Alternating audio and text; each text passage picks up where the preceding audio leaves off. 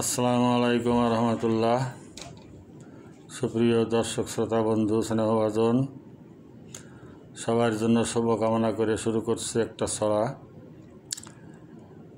শিরোনাম গরমে শরম নাই। আসলে একটা প্রাকৃতিক দুর্যোগের মতোই আরও নাকি উত্তাপ বাড়বে, 38, 41, 42 পর্যন্ত উঠতে পারে। তো আমরা যেন সবাই এর থেকে নিরাপদ থাকতে পারি, তার জন্য আমাদের কিছু করণীয় আছে। নিজেরা সুরক্ষিত থাকব এবং অপরকে সুরক্ষিত রাখার চেষ্টা করব। তো ছড়াটা আবৃত্তি করছি। গরমে শরম নাই, গরমে লজ্জা শরম নাই, মা বোনের কষ্টের সীমা নাই, গায়ে কাপড় রাখা দেয়। ভ্যান রিক্সা চালক যারা, দিন মজুর আর শ্রমিক তারা, দয়া করো মহান দয়াময়। ধনীর বিলাসী দিলের মাঝে তাদের জন্য রহম আছে, হামেশা হচ্ছে অবিচার। সকল দুর্যোগ আপদকালে মানুষে মানবিক হলে কিছুটা হয় তার প্রতিকার। হে মানুষ, তোমরা মানব হও, সহযোগিতার হাত বাড়াও, সুন্দর হবে এই বিশ্বটা। মানব সৃষ্ট দুর্যোগ যদি তৈরি না হয় নিরবধি, কেমন হতো দৃশ্যটা। প্রিয় বন্ধুগণ, আপনারা একটু ভাবুন, আমরা মানব জাতি পৃথিবীর ভিতর সবথেকে দুর্বল জাতি। প্রাণী প্রকৃতির দ্বারা লালিত হয়, মানুষকে মানুষের লালন করতে হয়। স্রষ্টার দয়ায় মানুষকে মানুষেরই লালন করতে হয়। পরস্পরের সহযোগিতা না হলে মানব সমাজ দুনিয়ায় টিকতে পারত না। তো আর যখন টিকেছে আদিম যুগে, তারাও কিন্তু প্রাকৃতিক প্রাণীর মতো জীবন ধারণ করছেন। প্রকৃতির প্রায় অধিকাংশ প্রাণী তাদের বাচ্চাটা জন্মের পরপরই নিজের খাবার নিজে সংগ্রহ করতে পারে, কিন্তু মানুষের খাবার নিজে তুলে খেতেও 2-3 বছর লেগে যায়। কথা শিখতে হয়, ভাষা শিখতে হয়, আদব শিখতে হয়, কাজ শিখতে হয় এবং তাদের জন্য তদারকির ব্যবস্থা করতে হয়, তাদের লালন করতে হয়, শিক্ষা দিতে হয়। এই অবস্থায় আমরা সামাজিক জীব মানুষকে আল্লাহ আমাদের মহান মর্যাদা দিয়েছেন, সৃষ্টির শ্রেষ্ঠ করে দুনিয়ায় পাঠিয়েছেন।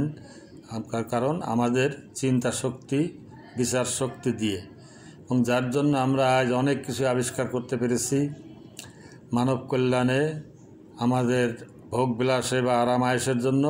কিন্তু তার সিংহভাগ ব্যয় হয় মানুষকে ধ্বংস করবার জন্য।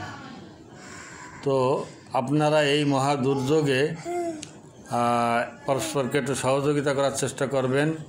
অভুক্তকে খাবার দেওয়া, তৃষ্ণার্তকে পানি দেওয়া এবং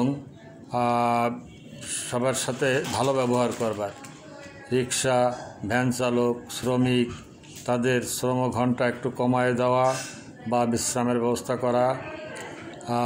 সম্ভব হলে রাস্তার মোড়ে মোড়ে আগে যেমন সরাইখানা থাকতো মরুভূমির দেশে বা আমাদের দেশেও, যেখানে পানি পান করানোর ব্যবস্থা বা একটু বিশ্রামের ব্যবস্থা, তো পারলে 1 গ্লাস পানি দিয়ে বা সাহায্য করবেন। তৃষ্ণার্তকে কিছু খাবার দিয়ে সহযোগিতা করবেন, ভালো ব্যবহার করবেন।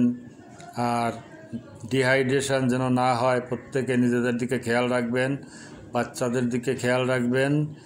প্রচণ্ড দাবদাহ, এটা একটা প্রাকৃতিক দুর্যোগ।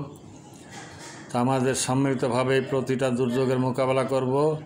আর সবচেয়ে বড় কথা যেটা, মানব সৃষ্ট দুর্যোগ, এই যুদ্ধ বিগ্রহ আমাদের এই দেশে, আমাদের এই গরমে এই অবস্থা, আর ফিলিস্তিন সহ এরকম যেখানে যুদ্ধবিধ্বস্ত দেশগুলো, মহাশক্তিধর উন্মাদ যে শাসকগুলো যে তাণ্ডব চালাচ্ছে, তাদের বাড়িঘর ধ্বংস করে, আশ্রয় ধ্বংস করে, খাবার ধ্বংস করে, তাদের রাস্তায় এই কঠিন জীবনযাপন করতে বাধ্য করছে, তাদের কি অবস্থা একটু ভেবে দেখুন।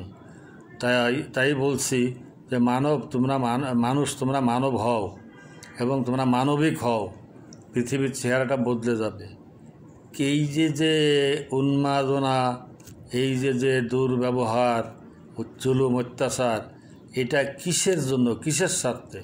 পরস্পরের সহযোগী হলে তো সবাই উপকৃত, কিন্তু এই ক্ষমতার দাপট, আস্ফালন আর নিজেকে একা ভালো রেখে আপনি কি টিকতে পারবেন?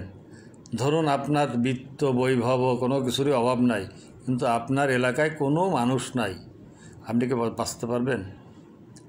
তো এটা নিজেকে নিয়ে না ভেবে সম্মিলিত সৃষ্টিকে নিয়ে ভাবুন।